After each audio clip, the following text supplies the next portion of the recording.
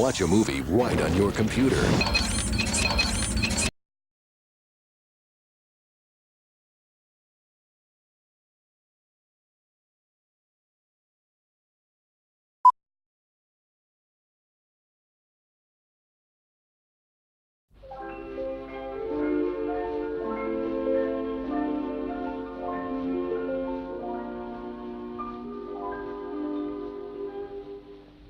La mer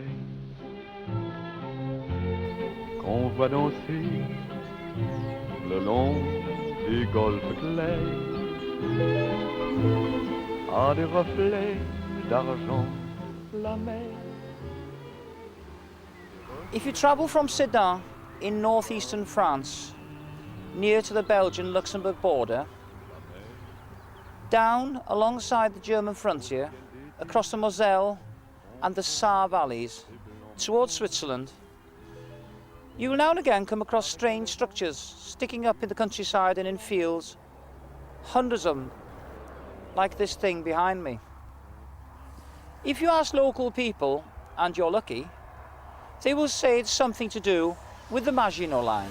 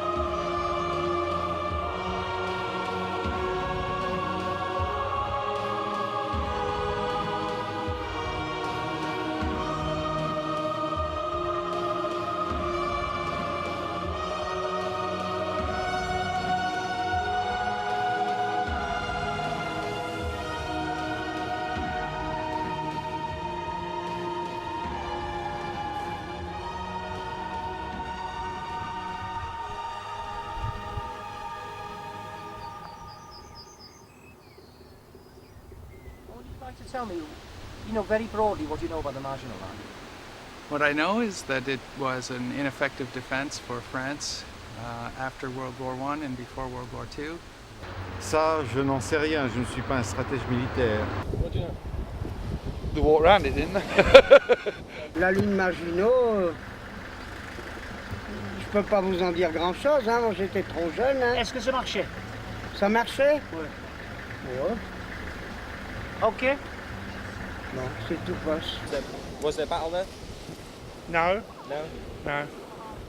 It was just given up by the French to the Germans. Est-ce qu'il y avait des batailles ici, là, les Maginot? Non. No. So was it a big battle on the Maginot Line anyway? I don't believe so. I believe they came through Belgium and around the back.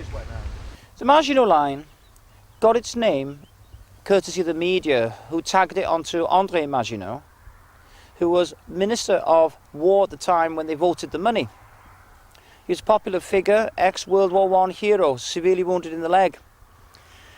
And he'd become a politician, and a very successful one. But in fact, the line owed much more to Paul Painlevé, who was Minister of Defence from 1924. He was really the architect and financier. Having said that, the Maginot Line was something that many generals and politicians had wanted since almost immediately after the First World War. This might seem rather strange, since the French had just beaten their enemy, the Germans. But in fact, the French had so often been surprised by sudden attacks from Germany that they really wanted some sort of security to make sure it would never happen again. After many studies beginning in 1922, they finally decided that they would build a series of fortresses, the principle of which was they would be interdependent. These would go all the way from the Mediterranean. Initially, I suppose they thought, to the English Channel. In fact, they never reached any higher than a place called La Ferté, near the Belgian border. Of course, the Maginot Line was never intended to be an impregnable fortress the whole length of France. All it was intended to do was to stop any surprise attack rushing straight into the heart of France, as almost happened in the First World War. What they wanted was to hold up the enemy for several days or perhaps a week or more to give time for France to mobilise a massive army of 2 million men and rush them to the scene of any threatened region. However, this was not how it was sold to the French people. To them, it was their guarantee there would never ever be a German attack onto foreign soil for the rest of their lives. This kind of propaganda meant that 60 years later, we all believe that this was an impregnable fortress line which failed miserably and which let down the people who paid for it.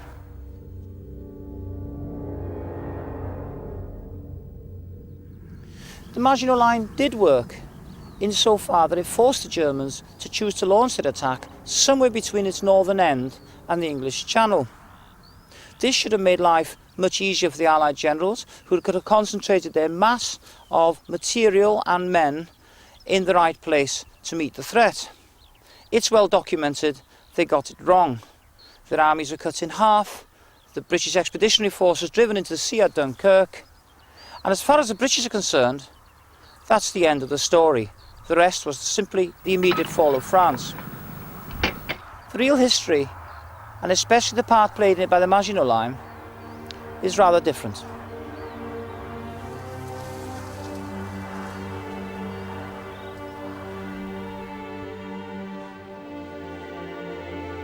The building of the Maginot Line started in earnest in 1930, and the plan was to have completed the chain by 1943.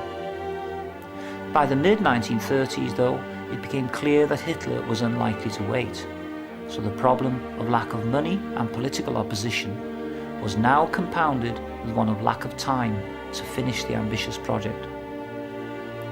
All the original Maginot forts were intended to be designed on the open-hand principle. The nerve centre, or headquarters, would be towards the wrist, and some distance away from potential enemy action. Each finger represents combat and observation turrets of various kinds. Each finger would cover the other, and in heavier engagements, one fort would call down on another for artillery support, often from a fair distance away.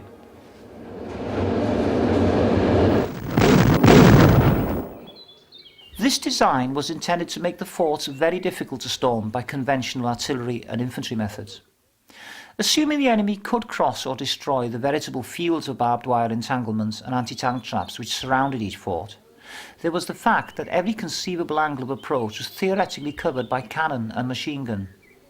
There were anti-personnel mortars and grenade launchers mounted in the roofs and entrance approaches, ready to launch their charges to annihilate any specialist small group, brave or foolhardy enough to attempt such a direct assault.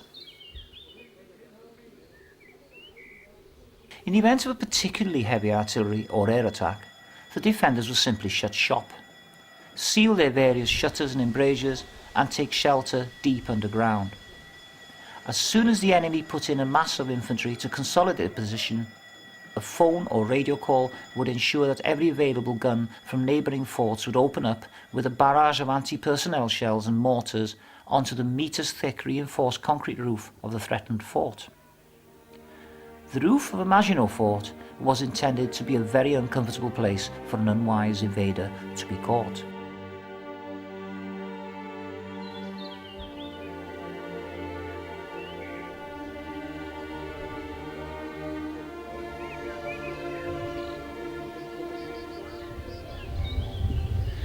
To have some idea of the layout of the large French fortresses, les grosses ouvrages, we can do no better than here at Hackenberg, considered the biggest of all the Maginot Line fortresses.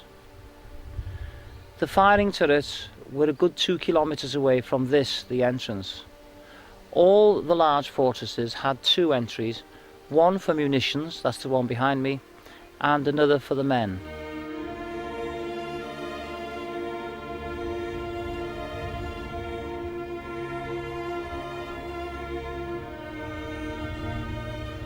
In extreme emergencies, large forts like the Hackenberg were prepared to blow up the connecting tunnels to entire fingers. The designers knew full well that any fort could eventually be neutralised if the enemy spent enough time and effort on it. That was precisely the point. The energy spent attacking the very tough Maginot forts would give the army plenty of time to rally to the area of the attack.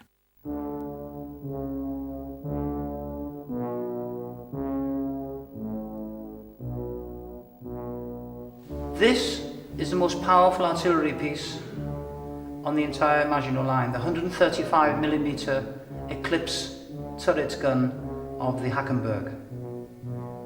This turret is raised and lowered in and out of the ground. When it fires, it's up. Once it's down, it's impervious to virtually any kind of artillery or bomb. First, the gunner must raise the turret.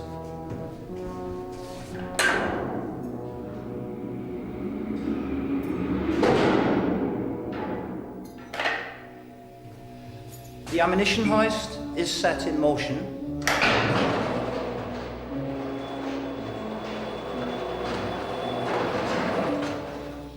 To commands received by telephone, the gun layer sets the elevation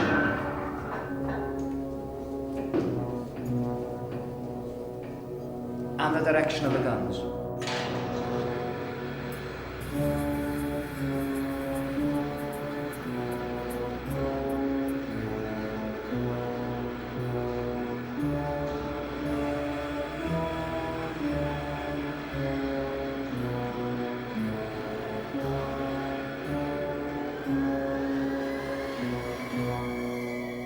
High up in the turret, the loader simply loads and fires to direction.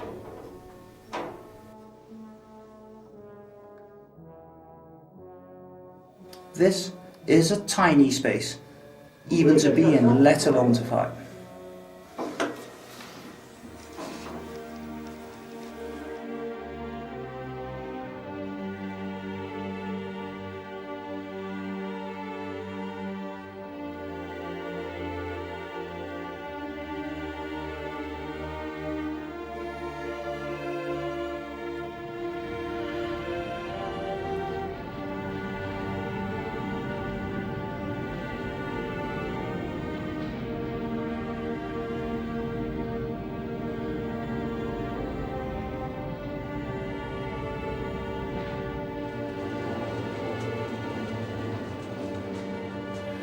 The backup needed for all this armament was substantial. Shells and small arms ammunition by the ton had to be stored out of harm's way and delivered to each turret as required. The Hackenberg had munitions delivered to the fort by narrow gauge railway. Just inside the fort, the diesel engine was changed for an electric unit, and the rail system connected the various fingers of the hand. The 1,000+ men who did all this had to be fed, clothed, kept in good health and reasonably warm. To a lesser degree, they had to be kept entertained too. Boredom was a big problem that had on occasions led to suicide among some of the young soldiers, forced to endure months on end of this more-like existence. Commandants of the larger forts could arrange cinema shows and so forth. The smaller forts relied on a spot of local leave now and again, and plenty of red wine. Not always the best idea when a soldier needed his wits about him.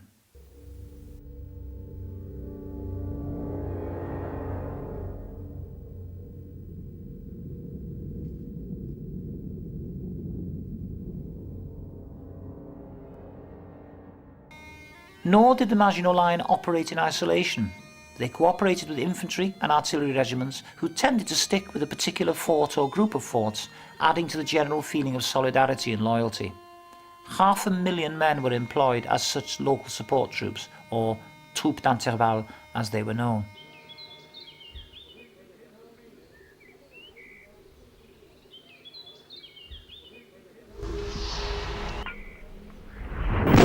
Then came the war.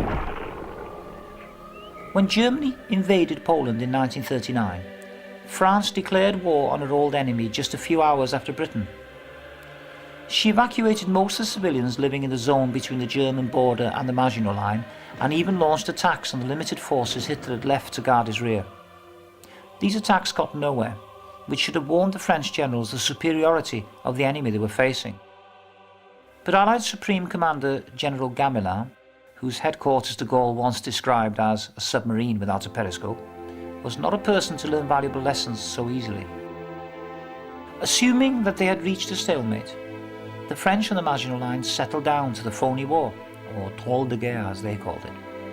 And other than some vigorous patrolling and occasional shelling on both sides, that seemed to be that.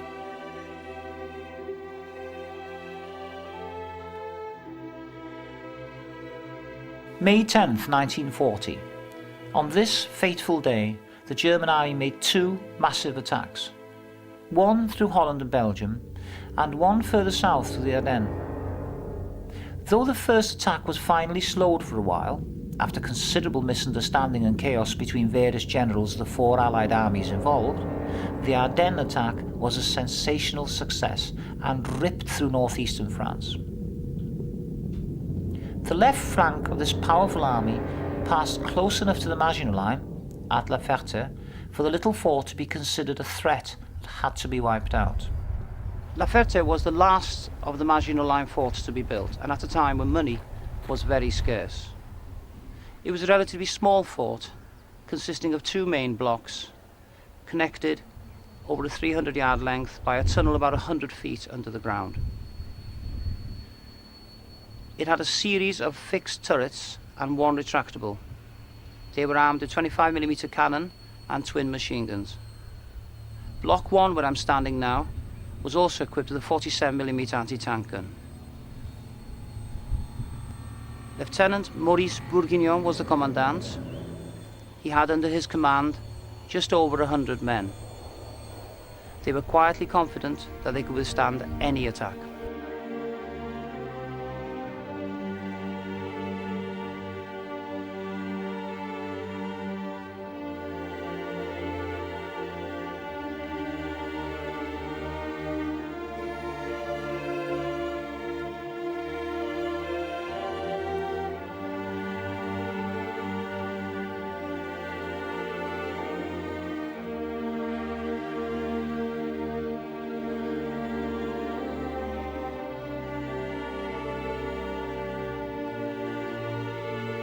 La Ferté was no Hackenberg. Its small garrison had few luxuries, and like most of the Maginot Line during the drôle de guerre, the worst they'd had to endure was the extreme cold of the bitter winter of 1939-40 and boredom. The observers on duty in the turrets found the nights particularly trying. The constant noise of the generators and ventilators made it hard to hear if anyone was creeping up on them, and there was often a chilly draught howling into their cramped positions, something that was markedly absent from the floors below. By the 18th of May, the Germans had finally reached within striking distance of the Maginot Line here at La Ferté. They'd been held up already for days at the fortified village of Villy, barely a kilometre away. As the battle for Villy intensified, the fort's gunners added their fire to those of the defenders of the tiny village, causing considerable losses to the Germans, who were unused to such stubborn resistance. 8 kilometres away, the neighbouring fort of Le Chenois gunners also rained down 75mm shells on the Germans before Villy, as one of his artillerymen recalls. Pierre Chalier and his